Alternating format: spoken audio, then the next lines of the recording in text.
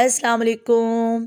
आज व्यूअर्स मैं आपके लिए बहुत ही मुफीद सी रेसिपी लेकर आई हूँ। आज मैं बनाऊँगी मलाई से मक्खन और मक्खन से निकालूँगी एकदम ज़बरदस्त खालिस सा देसी घी। तो व्यूअर्स बहुत आसानी के साथ ये सारा प्रोसीजर होगा। आपसे रिक्वेस्ट है कि वीडियो को पूरा वॉच कीजिएगा। तो ना तो व्यूअर्स मैं किसी जूसर का इस्तेमाल करूँगी, ब्लेंडर जार का, ना मैं किसी किस्म की मशीन इसके लिए इस्तेमाल करूँगी। जस्ट चम्मच की मदद से हम जो है वो मक्खन निकालेंगे। तो व्यूअर्स ये बलाई है मेरे पास। आपने जितने भी दिन की बलाई रखनी हो आप फ्रीज़र में रखें, फ्रिज में ना रखें। तो फ्रीज़र में जब आप बलाई को रखें और आपने निकालना हो मक्खन, तो आप इसको, अगर सुबह आपने मक्खन निकालना है तो व्यूअर्स आप रात को इसको फ्रिज में रख दें, फ्रीज़र में से निकाल कर। और अगर आपने सुबह निकाला है तो आप 2 से 3 घंटे के लिए इसको रूम टेम्परेचर पर पड़ा रहने दें, ताकि बलाई अच्छे से मेल्ट हो जाए। आपने इसको चूल्हे पर बिल्कुल भी गर्म नहीं करना। तो जब ये लाइट सी ठंडी होगी और एकदम से मेल्ट हो जाएगी, तो इस तरीके से व्यूअर्स किसी खुले बर्तन में ऐड कर दें। इस तरीके से ना तो ज़्यादा बर्तन गंदे होंगे व्यूअर्स, और आपका मिनटों में मक्खन बनकर तैयार होगा। तो बस जस्ट अब इसको चम्मच की मदद से अच्छी तरह से मिक्स अप करूँगी, ताकि ये एकदम क्रीम से सॉफ़्ट हो जाए। तो बस पहले इसको आपने इस तरीके से जो है वो चम्मच चलाना है कि ये सॉफ़्ट होगी, और उसके बाद व्यूअर्स इससे ज़बरदस्त सा मक्खन बनकर तैयार होगा। चम्मच व्यूअर्स आपने थोड़ा स्पीड से चलाना है, ताकि ये जल्दी से सॉफ़्ट हो जाए। तो व्यूअर्स ये जब सॉफ़्ट हो जाएगी तो इससे मक्खन जल्दी से निकल आएगा। जस्ट 5 मिनट लगेंगे और व्यूअर्स ज़बरदस्त सा मक्खन बनकर तैयार होगा। अब इसको थोड़ा आप स्पीड से चलाएं, एकदम सॉफ़्ट हो चुकी है मलाई। और जब इसको थोड़ा सा अपनी ताकत से चलाना है, स्पीड से चलाना है, तो देखिए मक्खन बनकर तैयार हो गया है। जस्ट 5 मिनट्स व्यूअर्स लगे हैं और मक्खन जो है वो बनना शुरू हो चुका है। आप इसको चेक कर सकते हैं हाथ की मदद से। अगर ये आपस में चिपके हाथ जो हैं वो इस तरह से मुलायम सा हो, तो ये मक्खन बनकर तैयार है। अदरवाइज़ ये बिल्कुल अलग होगा तो ये मक्खन नहीं होगा। तो बस अच्छी तरह से देखें, आप चम्मच पर भी चेक कर सकते हैं, मक्खन बनकर तैयार है। अब इस स्टेज पर आपने इसमें ठंडा पानी डालना है फ्रीज़र का, एकदम ठंडा, या फिर आपने इसमें बर्फ़ का इस्तेमाल करना है। जो भी चीज़ आपके पास अवेलेबल हो वो आपने इसमें ऐड कर देनी है। तो बस पहले मैंने इसमें डाला है ठंडा यख पानी, और इसको अच्छे से चम्मच लाएंगे ताकि इस मक्खन में से दूध अलग हो सके। बस मैंने बलाई को किसी किस्म की भी जाग नहीं लगाई थी, जस्ट वो खालिस बलाई थी। उसका मैंने दही बिल्कुल तैयार नहीं किया था। और अब ठंडा पानी डालने के बाद आप देख सकते हैं ये थोड़ा नरम पड़ गया, यानी इसमें से दूध अलग होना शुरू हो चुका है। तो व्यूअर्स आप मज़ीद इसमें बर्फ़ ऐड कर सकते हैं, ताकि जल्दी से जो है ये मक्खन इस तरह से इकट्ठा हो जाए। तो हाथ की मदद से देखिए कितनी आसानी से मक्खन जो है वो अलग हो जाएगा, और इसके अलावा जो भी इसमें दूध वगैरह होगा वो अलग निकल आएगा। मक्खन व्यूअर्स बिल्कुल जो है वो ऊपर तैरना शुरू हो जाता है, दूध के ये नीचे नहीं बैठता। तो अब मैं इसमें बर्फ़ ऐड करूँगी, और बर्फ़ ऐड करने के बाद दोबारा से चम्मच चलाएंगे।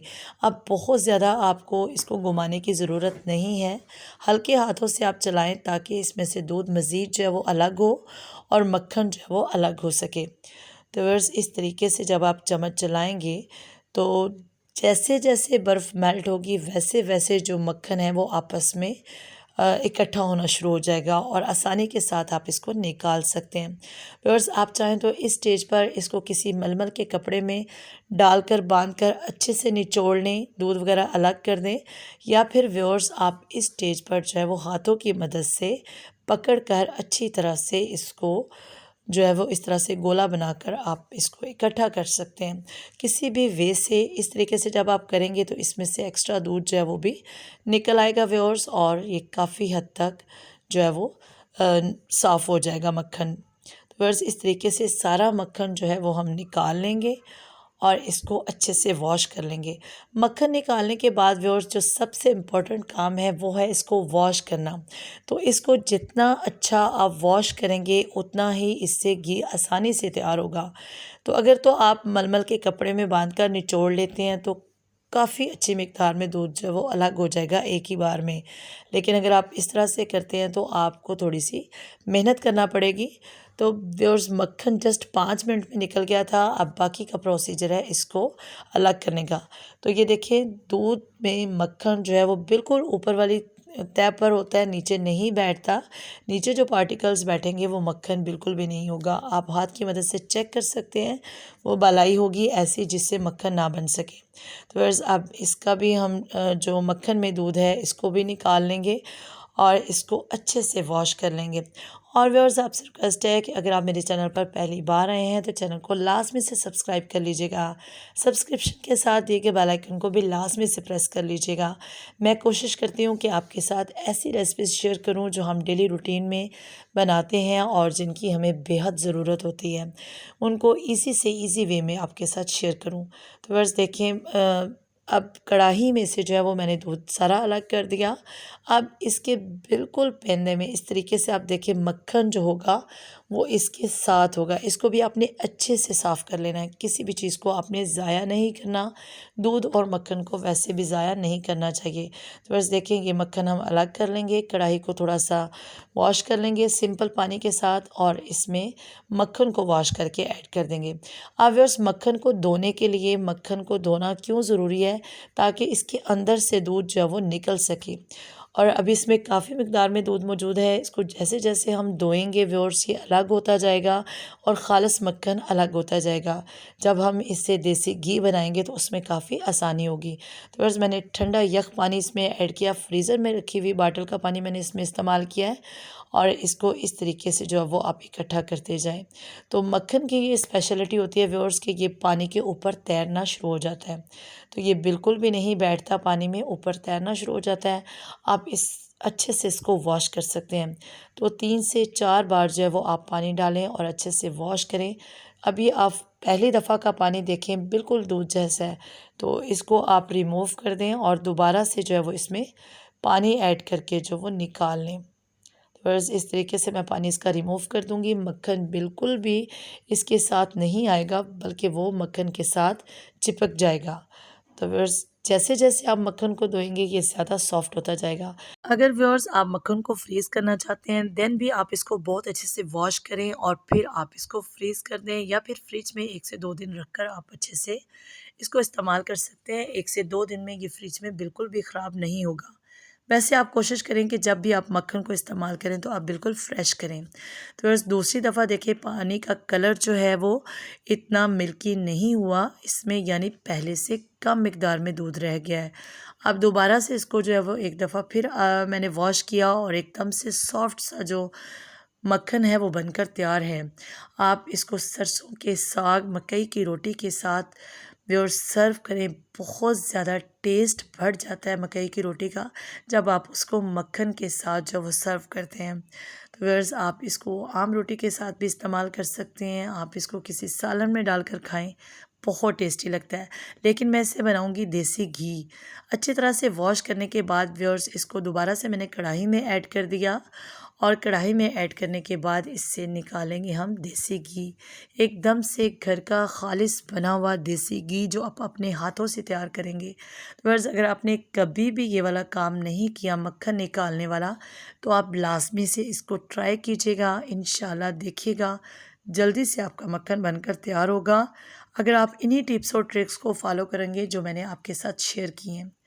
तो व्यूअर्स, अब इसको मैंने चूल्हे पर चढ़ा दिया और बिल्कुल लो टू मीडियम फ्लेम पर इसको कुक करेंगे। एकदम से अगर आप इसकी फ्लेम को फुल करेंगे तो इसमें बॉयल आ जाएगा बड़ी जल्दी से और जिससे आपका मक्खन जो है वो ज़ाया हो सकता है। तो व्यूअर्स, आपने कोशिश करनी है कि आप 1 से 2 मिनट के लिए इसको टाइम दें और जब इसमें थोड़ा बॉयल आ जाए तो आप इसकी फ्लेम को बिल्कुल लो कर दें और लो फ्लेम पर इसको कुक करें। 15 से 20 मिनट लगेंगे या फिर 20 से 25 मिनट और ज़बरदस्त सा घी बनकर तैयार होगा। तो व्यूअर्स, बार बार चम्मच चलाने की हमें इसमें ज़रूरत नहीं है। जस्ट आप इसको बॉयल आने के बाद लो टू मीडियम फ्लेम पर कर दें और फिर आप इसको छोड़ दें थोड़ी देर के लिए, तो ज़बरदस्त सा घी बनकर तैयार हो जाएगा। अगर आप इसमें बार बार चम्मच चलाएंगे तो व्यूअर्स दोबारा से इसमें बॉयल आने शुरू हो जाएंगे, जिससे घी जो है वो जल जाएगा और वो ज़्यादा डार्क हो जाएगा। तो व्यूअर्स देखिए बॉयल बहुत अच्छे से आ चुका है। अब मैं इसकी फ्लेम को लो कर दूँगी और व्यूअर्स तकरीबन 10 मिनट के बाद ये वाली लुक जो है वो घी की आना शुरू हो गई है, घी सेपरेट होना शुरू हो गया है और ये जो ऊपर अभी इसके वाइट हमको नज़र आ रही है बलाई या जो भी इसमें पार्टिकल्स हैं ये एकदम से नीचे बैठ जाएंगे। तो व्यूअर्स अभी मज़ीद इसको 3 से 4 मिनट लगेंगे और ज़बरदस्त सा देसी घी बनकर तैयार हो जाएगा। तो व्यूअर्स देखें देसी घी बनकर तैयार है। मैंने फ्लेम को ऑफ़ कर दिया था और एकदम ख़ालिस देसी घी बनकर तैयार है। बाकी जो भी इसमें दूध वगैरह था वो व्यूअर्स नीचे बैठ चुका है। अब इसको आप अच्छे से स्टेन कर लें और व्यूअर्स किसी भी बर्तन में डालकर आप इसको महफूज कर सकते हैं। आप इसको जहाँ मर्ज़ी रखें, बस आपने जिस बर्तन में डालना है वो बर्तन बहुत अच्छे से साफ़ हो, तो इसकी स्मेल भी बहुत अच्छी रहती है व्यूअर्स और ये बिल्कुल भी ख़राब नहीं होता। अगर आपने देसी घी को अच्छे से इस तरह से गर्म किया तो ये बिल्कुल भी ख़राब नहीं होगा, ना तो इसकी खुशबू चेंज होगी, चाहे आप इसको पूरे साल तक इस्तेमाल करें। तो व्यूअर्स इस तरह से स्टेनर की मदद से इसको स्टेन कर लें और इसको किसी भी एयर टाइट जार में भरकर आप रख सकते हैं या फिर आप किसी भी बर्तन में डालकर इसको रख सकते हैं। फ्रिज में रखें या फिर आप इसको बाहर रखें। तो व्यूअर्स ये थी आज की बहुत ही हेल्पफुल सी रेसिपी जो मैंने आपके साथ शेयर की है। अगर कभी आपने मक्खन और मक्खन से घी नहीं निकाला तो आप लाजमी से एक बार ट्राई कीजिएगा। देखिएगा इस तरीके से बर्तन भी ज़्यादा गंदे नहीं होंगे व्यूअर्स और जल्दी से मक्खन बनकर तैयार होगा और मक्खन से घी बनने में तो ऑब्वियसली थोड़ा सा टाइम लगेगा। तो व्यूअर्स देखें इनको हम अलग कर देंगे और घी हमारा बनकर तैयार है। एक बाउल भरकर ये मलाई थी और उससे थोड़ा कम जब वो घी निकला है, बिल्कुल खालिस देसी घी। तो व्यूअर्स आप इसको ट्राई कीजिएगा, कमेंट करके बताइएगा कि आपको ये रेसिपी कैसी लगी और व्यूअर्स अगर आपको अच्छी लगे तो अपने फ्रेंड्स एंड फैमिली में लाजमी से शेयर कीजिएगा। इंशाल्लाह मैं कोशिश करूँगी कि आपके साथ मज़े मज़े की रेसिपीज़ जो हैं वो शेयर करती रहूँ। अपनी दुआओं में याद रखिएगा, अपना बहुत सारा ख्याल रखिएगा। अल्लाह हाफिज़।